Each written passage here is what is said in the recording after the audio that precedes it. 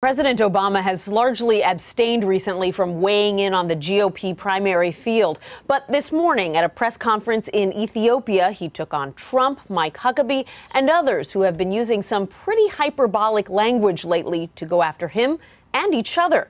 The president called that ridiculous and sad. The American people deserve better. Certainly presidential debates deserve better.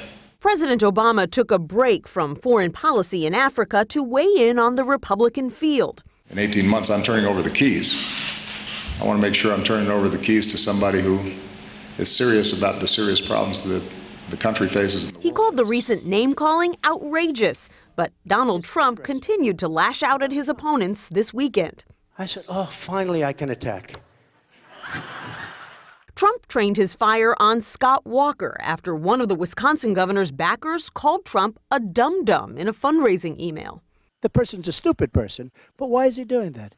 Hit me. And I said, hey, now the gloves are off.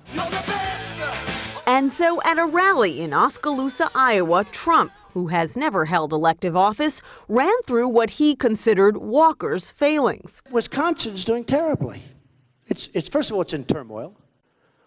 The roads are a disaster because they don't have any money to rebuild them. They're borrowing money like crazy. Walker responded with a barrage of tweets outlining his accomplishments.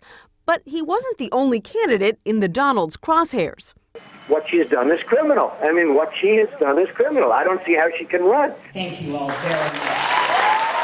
On Sunday, Trump also leapt on news that Hillary Clinton may have compromised classified material by using a private email account and server as Secretary of State.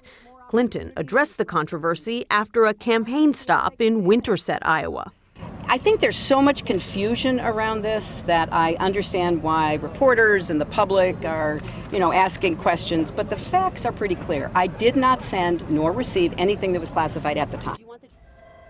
And Nancy joins us now from our Washington bureau. Nancy, let's start with Clinton first. What is her campaign saying about the possibility of her testifying?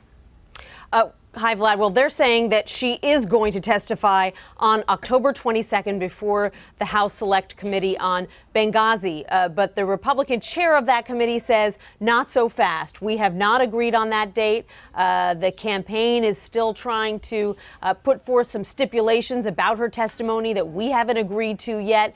There's basically been this ongoing feud, first of all, about how many times she would testify. Her campaign only wants her to testify once. Her lawyers want her to testify once, but the committee chair would like to see her twice. And then she wants to get it over with as quickly as possible. And that's why her campaign basically came out and said, we've got a date, everybody. But the committee is saying that they don't want to hold this hearing until they are absolutely sure that they have every single Clinton email that has to do with Benghazi and Libya. And they say they're not at all confident at this point that they have that. Nancy, this is still very, very early in the campaign, but could this gain traction, especially if Donald Trump and others keep harping on this, the same way that Trump's comments about the border have gained traction? Is this something that could hamper Hillary? I think that this is something that's already hampering Hillary, whether Trump says anything or not. And we can assume he will continue to do so. I mean, it affects everything from how often she talks to the national press. She and her campaign are concerned that she'll continue to get questions about this at every stop. And they feel that it's a distraction from her message. So she doesn't do as many interviews as she might have otherwise.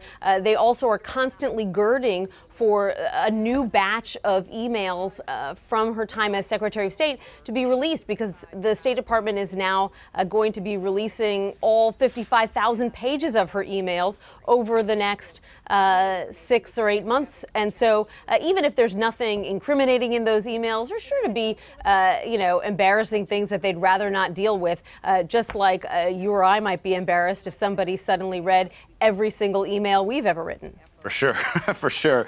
Nancy, what about President Obama's comments about the Republican field and sort of comparing them all to Donald Trump? I mean, does it strike you as interesting that he's getting involved even though he's on his way out?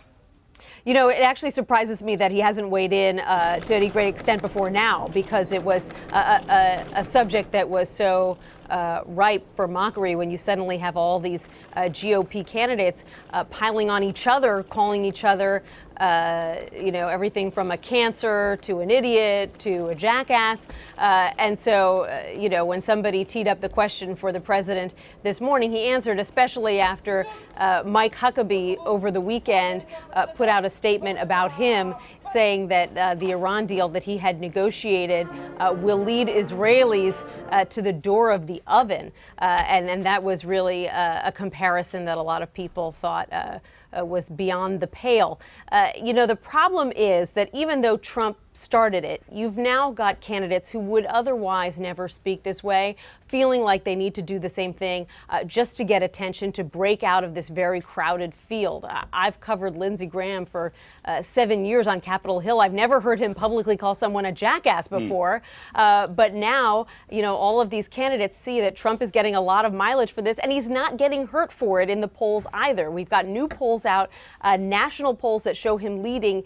These polls were taken even after he said those controversial things about John McCain's military history. So they believe, at least right now, that there aren't serious repercussions for talking like that. Yeah, the president called these attacks outrageous. He said they were outrageous attacks, talking about the GOP field. But, Nancy, a lot of people are wondering if it seems that Donald Trump has been the one, at least initially, to begin a lot of these ad hominem attacks. And now the others, just to retaliate, have to sort of come back with something. Is this what we're going to see going forward?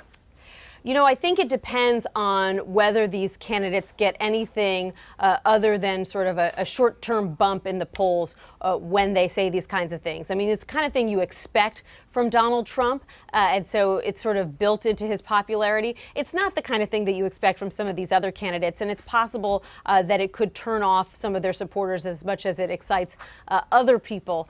So that's one part of it. The other thing is that, frankly, they're just going to have to figure out how to deal with Donald Trump in general, because he's here to stay. At first, they tried ignoring him when he said some of these explosive things, but then they got asked, why aren't you speaking out against this? Don't you find this offensive? Then they took the other tack and started attacking him, and he turned it right back on them. So going forward, since he is going to be in this for the long haul, they're all going to figure out for themselves what works best when it comes to engaging with him. Yeah, although, Nancy, I've seen some political analysts saying that really it's not any different than it has always been, going back to the Stephen Douglas, Abraham Lincoln debates. It's just that perhaps now, in this particular election, some of the language that is being used is a little bit more coarse than it might have been. I mean, even when President Obama was running against John McCain back in 2008, some of the attacks were pretty vicious on both sides. I have to say that I think that this is more intense than I have ever seen it. Yes, when you've got two parties going up against each other, you expect each party to be attacking the other pretty harshly. But normally, this far out from, your very first contest, where only in July, voters in Iowa aren't going to be caucusing until January, you don't see people within the same party attacking each other in such personal ways. It's one thing to say, I don't think that they did a good job with X and Y, or I don't believe that they've got the right priorities. But I can't recall an election where people were calling each other losers and dummies and other swear words to describe one another. It simply has never happened. And you're not talking about their surrogates. You're not talking about people behind the scenes. You're talking about the candidates themselves describing each other in this way. And it's a slippery slope. I mean, it's going to be hard to pull back from the precipice, but I guess we'll be watching to see how it all plays out. Nancy Cordes in Washington, D.C. Thank you so much, Nancy. Sure thing.